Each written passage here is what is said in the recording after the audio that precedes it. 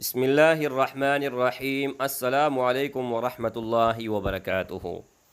حضرت امام جعفر رحمۃ اللہ علیہ نے فرمایا کہ جمادی الثانی پہلے تاریخ سے لے کر جمادی الثانی کے 7 تاریخ تک ان کے درمیان کسی شخص نے اگر چاند کو دیکھا اور دیکھتے ہی 7 مرتبہ سورہ کوثر پڑھا تو ان کی جتنی بھی حاجات ہوں گی، جتنی بھی ضروریات ہوگی، اس وقت وہ دعا مانگے تو یہ ہو ہی نہیں سکتا کہ اللہ جل شانہ اس کا مراد پورا نہ کرے۔